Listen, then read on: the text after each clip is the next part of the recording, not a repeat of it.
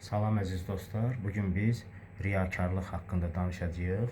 Riyakarlığın tərifi haqqında bir məlumat verim sizə. Riya odur ki, insan öz ibadətini, xeyir işini və ya dindarlığını Allah rizası üçün yox, insanların görməsi, tərifləməsi və dəyər verməsi üçün etməsidir. Bir çoxları var ya, məsələn, süfrələr açırlar, ehsanlar verirlər.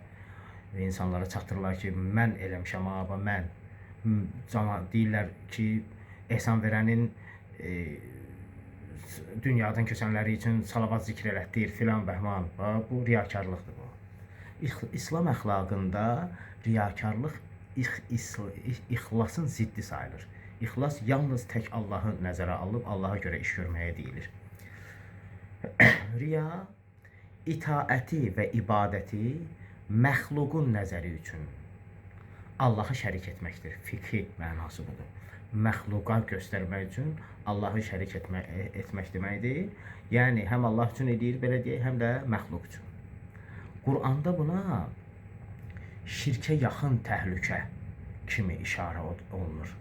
Məsələn, Allah Qur'an-ı Kərimdə buyurur ki, Nisa surəsinin 142-ci ayəsində buyurur ki, İnnəl münafiqinə yuxadi'unallaha və huvə xadi'uhum və izə qamu iləs-salati qamu kusala yura'unən-nas və la yəzkurunallaha illə qalilə. Münafiqlərdir, Allahı aldatmağa çalışırlar. Yuxadi'unallah, Allahı aldatmağa çalışırlar. Halbuki əslində Allah onları aldadır.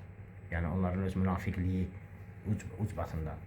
Onlar namaza durduqları zaman yerlərindən tənbəlliklə, könülsüz qalxarlar. Özlərini yalandan xalqa göstərərlər, yəni riyakarlıq eləyərlər. Yuraunən-nas, yəni insanlara özlərini göstərərlər. Və Allahı olduqca az yad edərlər. Yəni yalançılıqla məşğul olanlar. Yalandan danışarlar. Hədis var Peyğəmbərimizdən. Buyurur ki, sizin üçün ən qorxduğum şey gizli şirkdir. Bir Allah'a şərik qoşmaq var, Allahdan başqasına ibadət etmək. Bir də var gizli şirk. O açıq şirkdir, bu gizli şirk. Bəs gizli şirk soruşdular, ya Resulallah, nədir? Buyurdu ki, riya. Riya gizli şirkdir. Heç kəsi bilmir, özü ancaq bilir bunu ki, mən bunu Allahdan başqasına görə edirəm. Hələlik bugünlük bu qədər. Sağ olun.